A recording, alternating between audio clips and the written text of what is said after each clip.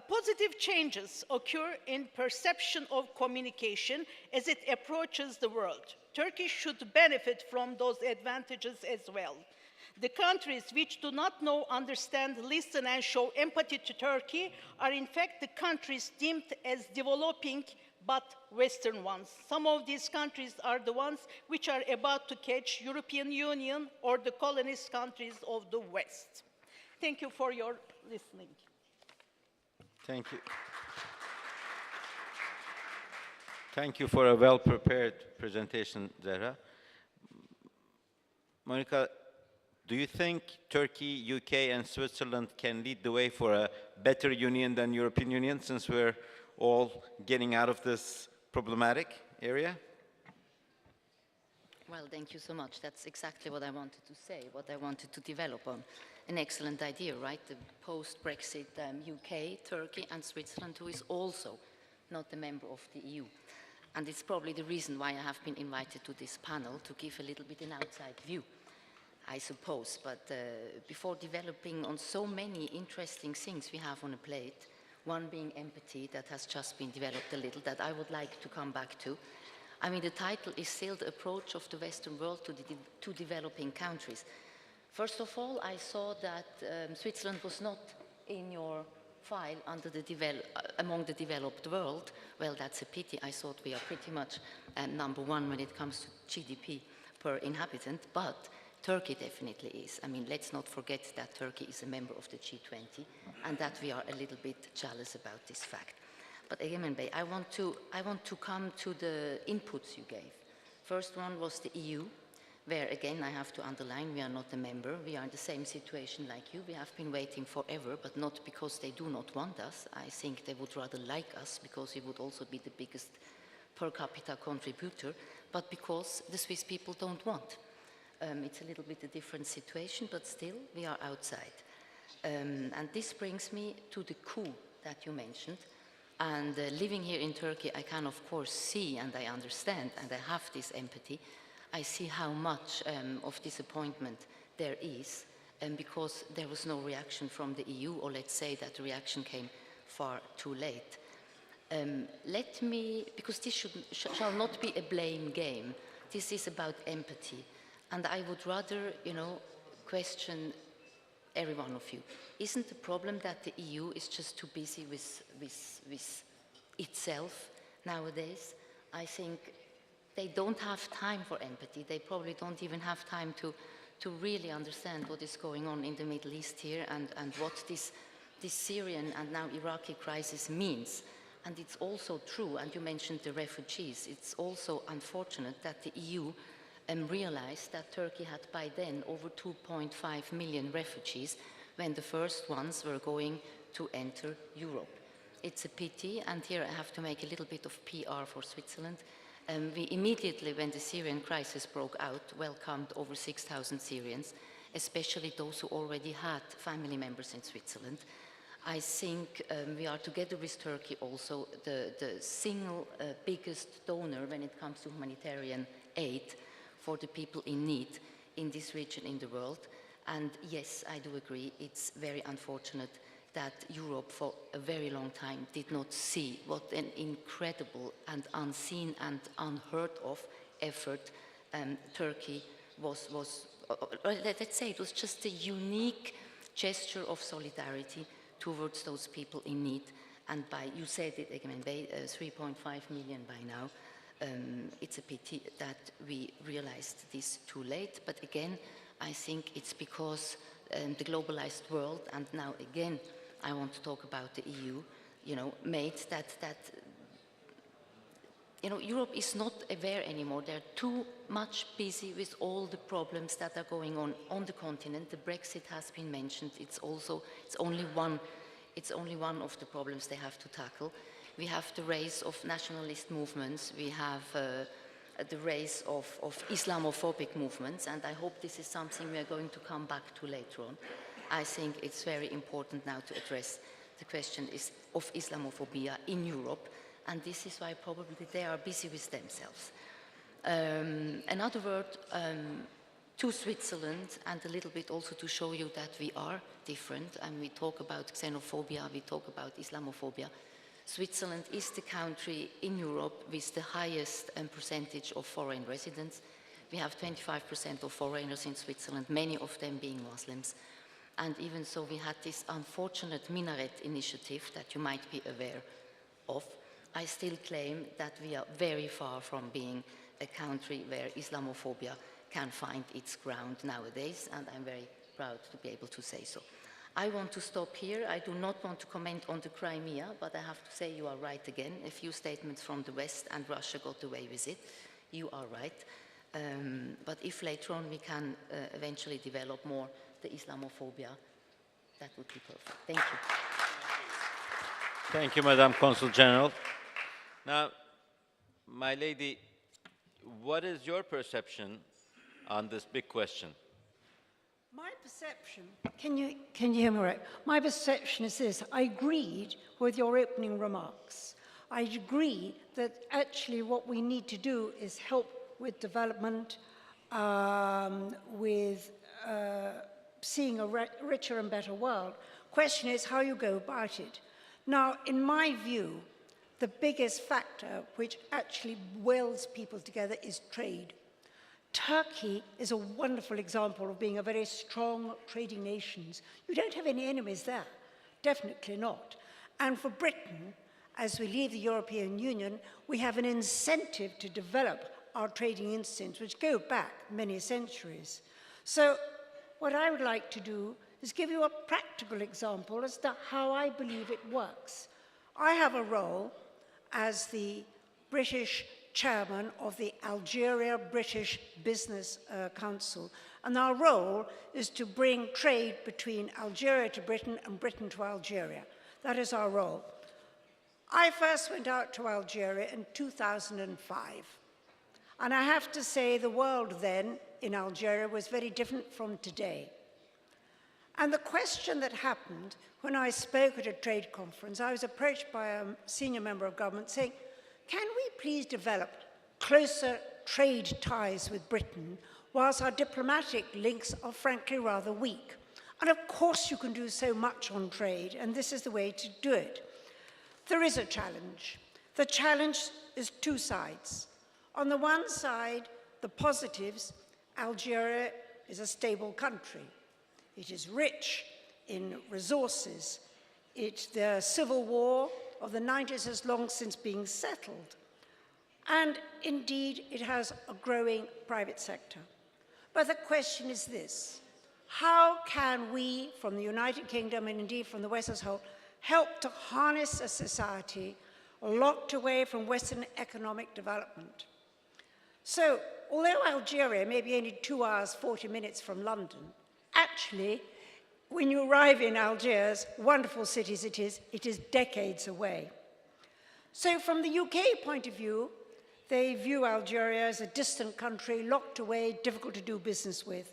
And frankly, little heard about, save for terrorism. There is no tourism, I regret to say. And the French are there anyway. And in any case, it's a country impossible to do business.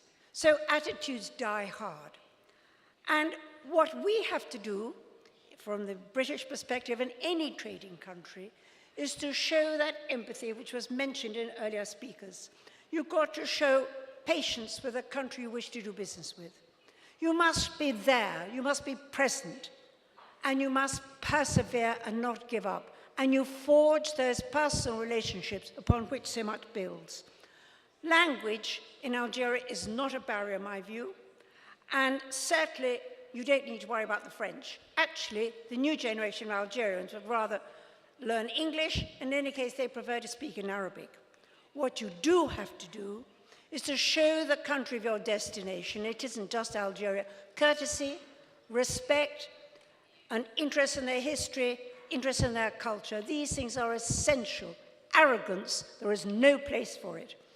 But so therefore, let's look at what we have to do with Algeria. Yes, it's a socialist country, a command economy. But this is the interesting factor. Algeria wants to modernize. They want to diversify. They've hit a challenge with a drop in the oil price. It means it will no longer be an over-subsidized society. They have to move forward. The question is how? Commercial links can undoubtedly help that way. What is so fascinating is how we can help introduce and discuss new ideas which are commonplace in the City of London. Public-private partnerships. What's so interesting that in recent months, the Minister of Finance has been talking about PPP. Privatization, it has always been a taboo word. Now it's being discussed.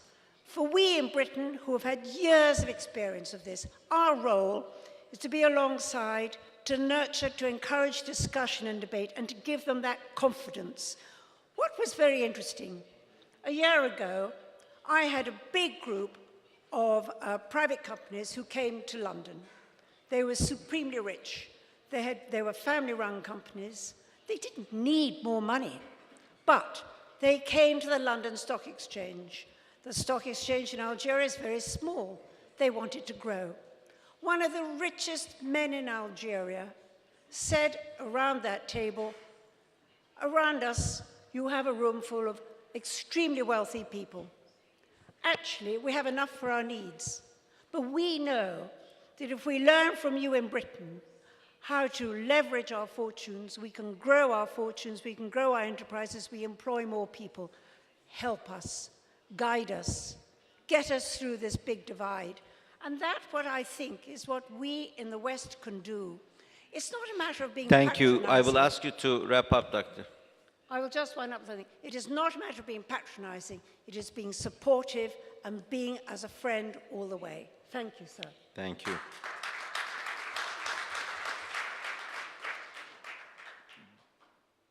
Professor Shibly, when you look at this whole issue from Sudan, how do you see the struggle in terms of the Western attitude towards developing countries and to be specific to Sudan?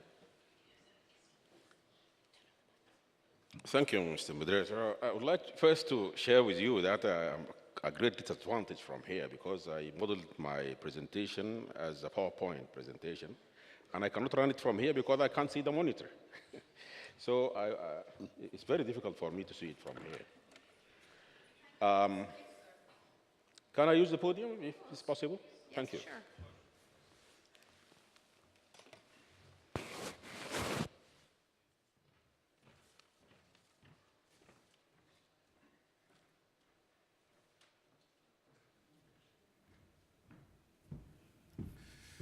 Good afternoon, everybody.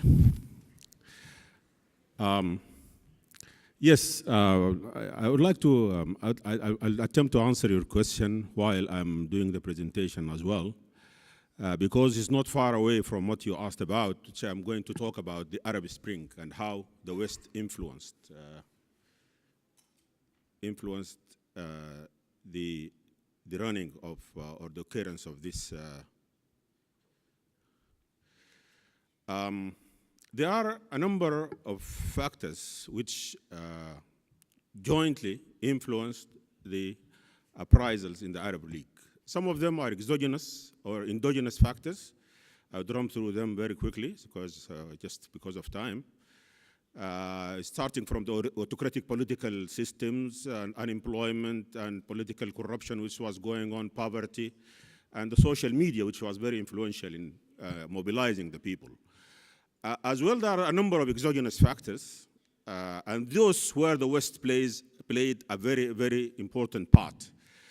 My presentation actually was so detailed that it showed the influence of the West in every single country which was influenced by the Arab Spring, but there is no time for that, so I'll run through them very quickly. But if somebody wants them through the discussion, I can go back to them, starting Tunisia, Egypt. They show every single step which was done by members of the West, so be it in the United States or the European Union. Libya as well, and then Syria, of course, last but not least. The influence from the West was not only bilateral, it was also multilateral in the form of some institutions which were formed by the West to influence the running of political or geopolitics in that region. The group of 8, to say an example, EU itself also extended a lot of money. And when the Arab League took the shape, it was, as people said before, it was not spring, it was more of an autumn or severe autumn. And there was massive destruction in the area. To say here that United States estimated the cost of the attacks of 9/11 at $40 trillion. As many know, US Congress accused KSA, or United Kingdom of Saudi Arabia, that they have to pay the bill for that cost. So what is the cost of the destruction of the Arab world? There are about 6 countries which have been totally destroyed, either physically or economically. Who pays the cost for that? That's a question which I think many would try to help to answer. Do you still call it an Arab Spring, or is it the Arab Fall? What is what I'm saying just now? It's a severe fall, actually. What lessons can developing countries learn from that experience? Development should be inclusive. If you make exclusive development, then you are bound to have problems like the one which are emerging now in that region. Focus should be on medium enterprises so as to mobilize people and to utilize employment. Civil society should be empowered, popular uprising, etc., etc. I can see the countdown, Mr. Moderator. Is the West disintegrating? That's a question. Now, I think a lot of people are asking. EU, of course, have got a big demographic problem. The demography of the West is falling down. Brexit also shook the financial markets severely, from London to New York. Italy's banking crisis is also another warning. 360 billion euros are non-performing loans, and this could make a big problem in EU. Far West, of course, Trump's position about the West itself and about the European Union, about NATO, is well known. He is advocating even exit from NATO if not everybody paid, if not every country paid their share. And he also has some problems about globalization. He said that is a zero-sum game. So if you group this together, I think you are bound to ask the question, what is the future of the West, to say the least, if you are not asking the question, is it disintegrating? Insulation of developing countries from negative externalities. Hedge against media. Of course, a lot of people talked about media today, this morning and this afternoon. Reap the benefit from the demise. Actually, people call it demise. Some of them call it the end of the West, as the CNN used to say to interviewees. Form giant economic blocs. TRI to suggest Afro-Arab bloc, for example, Islamic bloc. This is one way of getting through that. And then foster South-South cooperation, especially with BRICS countries. And here I would like to add, it could be soon, very soon, it could be BRICS, if we add Turkey, I hope in the immediate future. Advocacy of good governance, of course, that's always the case. And disband ethnic and sectarian ideological disputes which are plaguing the region, attain food security, control population growth, push for reforming the UN and the Security Council, and consolidate common position in Doha round, that's for the WTO. And thank you very much for your patience. Well, unfortunately, I've been told that we don't have time to go for a second round, but one way of dealing with the West is understanding their rules and sticking to the time. I asked everyone to speak for 3 minutes. Nobody spoke less than 5. So I think we have a long way to go in terms of catching up with some of the Western rules and procedures, but I thank all of the panelists for their contributions, presentations, and ideas. we have to do our homework, and next year, let us hope, not us only as individuals, but also as developing countries, will be among the developed countries. Thank you for joining us.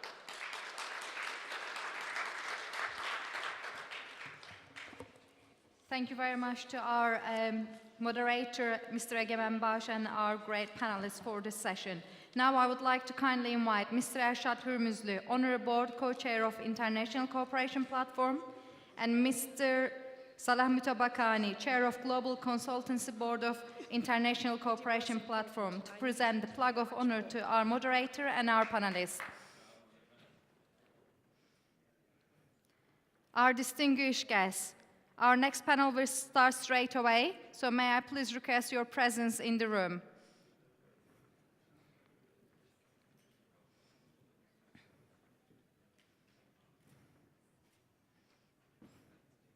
Once again, thank you to Mr. Egemen Bağış and our great panelists for their great input on approach of the West to Developing Countries panel. Our next panel is Private Sector-Led Skills Generation for Inclusive Growth and Human Development. Our keynote speaker for this panel is Ambassador Musa Kulaklıkaya, Director General SESREG. May I please kindly invite you to the podium.